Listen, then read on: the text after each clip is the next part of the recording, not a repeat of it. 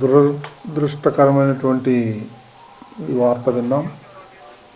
ఇది జరగరానిది జరిగింది.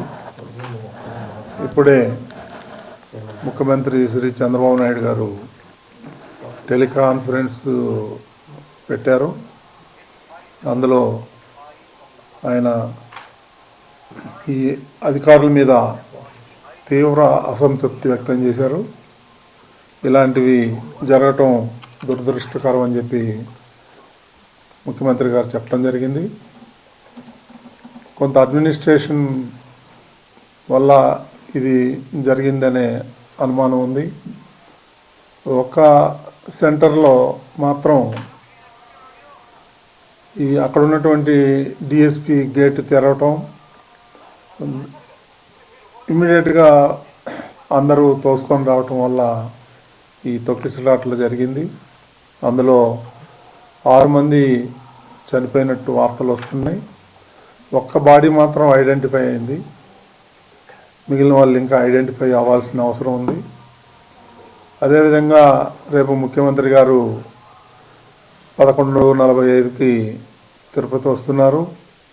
క్షతగాత్రుల్ని పరామర్శించాలని ఆయన ఇప్పుడే చెప్పారు.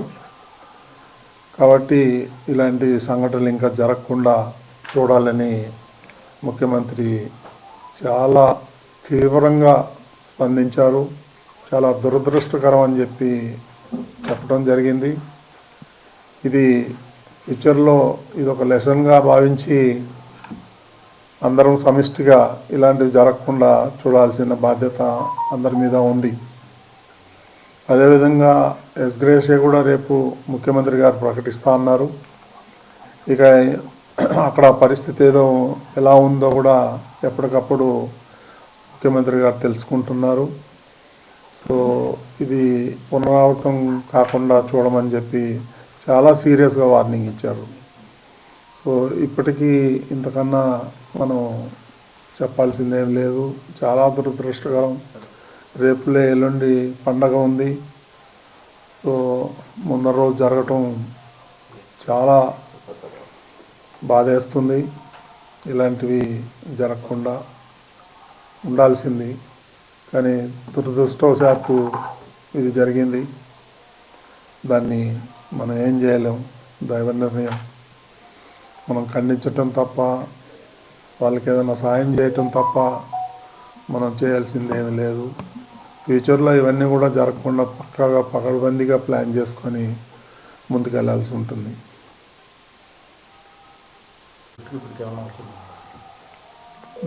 ఈ దుర్ఘటన ఎందువల్ల చోటు చేసుకుంది? తోపులాట 3 చోట్ల తోపులాట జరిగింది. ఇది ఎందువల్ల చోటు చేసుకుందని మీ ప్రాథమికంగా మీకన్నా సమాచారం వచ్చింది? ఇదే ఒక చోటది వచ్చింది సమాచారం. ఒక లేడీ ఏదో అనీజీగా సిక్ అయితే అమ్మాయిని హాస్పిటల్కి తీసుకెళ్ళటానికి ఆ గేట్ తీశారు. ఆ గేట్ తీసినప్పుడు జనం అంతా కూడా ఒకటేసారి రావటంతో తొక్కిసలాట జరిగింది ఒక ప్లేస్లో. మిగిలిన 2 ప్లేస్లో ఇన్ఫర్మేషన్ రావాల్సి ఉంది. అంత అధికారులు ఉన్నారు అక్కడ, కలెక్టర్ ఉన్నారు, ఈఓ ఉన్నారు, అందరూ ఉన్నారు అక్కడ, ఎస్పీ ఉన్నారు. ఇప్పుడే అందరూ సీఎం ఆఫీస్ కానీ డీజీపీ కానీ వీళ్ళందరూ కూడా టెలికాన్ఫరెన్స్లో మాట్లాడటం జరిగింది.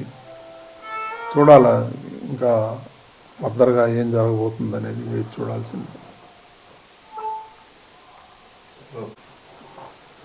అధికారుల మీద చాలా తీవ్రంగా ఆగ్రహం వ్యక్తం చేశారు. అడ్మినిస్ట్రేషను ఇలా కాదు, పకడ్బందీగా ఇవన్నీ ప్రిడిక్ట్ చేయాలి, ఇది నాకు క్లియర్గా లోపం కనిపిస్తుంది, మీరు చాలా ఈజీగా తీసుకున్నారు, మీరు ఎందుకు ఈ విధంగా చేశారనేటువంటి కూడా వ్యక్తం చేశారు ఆయన.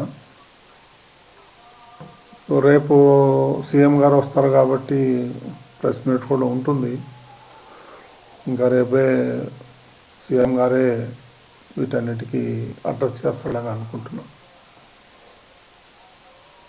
కదా. చేసేదంతా కూడా అధికారులే కదా, ఇంకెవరికి బాధ్యత ఉంటుంది?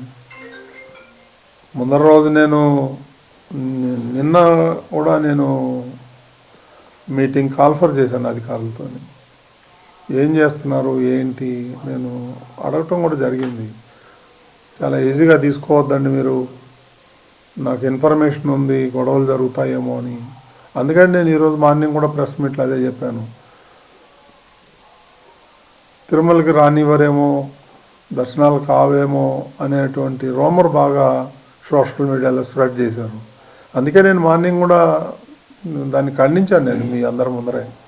అలాంటిది ఎవరు ఉండదు, ఎవరైనా రావచ్చు తిరుమలకి, దర్శనంకు మాత్రం టోకన్లు ఉండాలి తప్ప తిరుమలకి రావద్దని ఎవరు అనలేదు. ఎవరైనా రావచ్చు అని పొద్దున్నే నేను స్టేట్మెంట్ కూడా ఇచ్చాను. నాకు తెలుసు ఏ గొడవ అవుతుందేమో అనే నాలో అనుమానం ఉంది. నేను అధికారుల దగ్గర కూడా వ్యక్తం చేశాను. ఎస్పీ దగ్గర కూడా నేను టెంపుల్లో కనిపిస్తే చెప్పాను, మీరు ఆషామాషిగా తీసుకోవద్దండి, దీన్ని జాగ్రత్తగా చేయండి. అప్పుడు అన్నారు వాళ్ళు 5,000 మంది పోలీసులను పెడుతున్నామండి, మేము చూసుకుంటామండి, అది ఇది అని అన్నారు నాతోని. ఇది దురదృష్టకరం.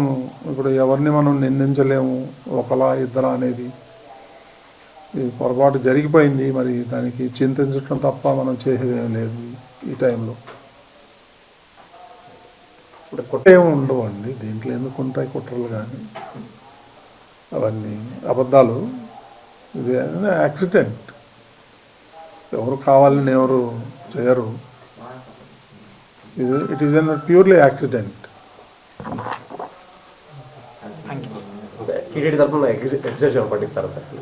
రేపు ముఖ్యమంత్రి గారు ప్రకటిస్తారు. కొంతమంది ఉన్నారు, ఇంకో 20-25 మంది క్యాజువాలిటీ అడ్మిట్ అయ్యారు. రియా హాస్పిటల్లో కొంతమంది, సిమ్స్లో కొంతమంది ఉన్నారు. చూడాలి, నేను కూడా వెళ్తాను, వెళ్ళి చూసేసి వస్తాను. అక్కడ బాగా టెన్షన్గా ఉంది, అందరూ ఉన్నారు, యంత్రాంగం, జిల్లా యంత్రాంగం అంతా అక్కడే ఉంది.